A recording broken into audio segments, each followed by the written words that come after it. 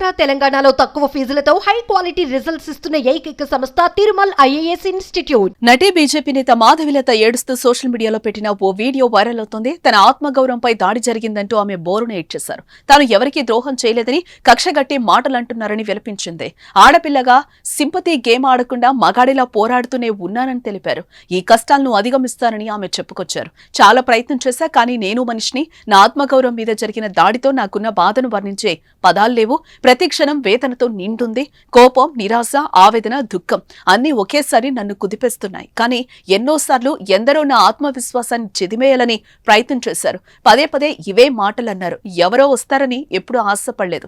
సమాజం కోసం నేను సైతం అనుకున్నా. నా పార్టీ కోసం, ప్రజల కోసం, మహిళల కోసం, హిందూ ధర్మం కోసం మాత్రమే నిస్వార్థంగా నా వంతు నేను పోరాడుతున్నాను.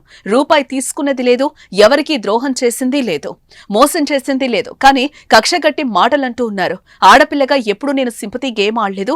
మహిళా అనుకూల చట్టాలను ఉపయోగించలేదు. మగాడిలా పోరాడుతూనే ఉన్నాను. ఈ కష్టాలను అధిగమిస్తాను. నా ధైర్యాన్ని కోల్పోను. నా కుటుంబం, స్నేహితులు ఉన్నా సరే, నా అభిమానులు, సోషల్ మీడియాలో నన్ను ఫాలో అవుతున్న ఎందరో శ్రేయాభిలాషులున్నారు. నా బాధని మీతో పంచుకున్నందుకు క్షమించండి. మీ ప్రేమ, అభిమానం, ఆశీర్వాదాలు నాకు శక్తినిస్తాయంటూ మాధవిలత వీడియో పోస్ట్ చేసింది. ఇక మాధవిలతపై తాడిపత్రి మాజీ ఎమ్మెల్యే, మున్సిపల్ చైర్మన్ జేసీ ప్రభాకర్ రెడ్డి తీవ్ర వ్యాఖ్యలు చేసిన విషయం తెలిసిందే.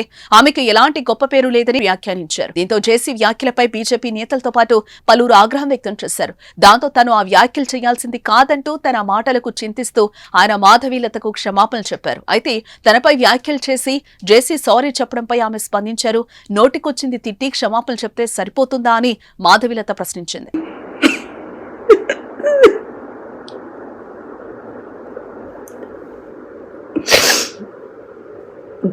చాలా ట్రై చేశా, నార్మల్గా ఉందామని, కానీ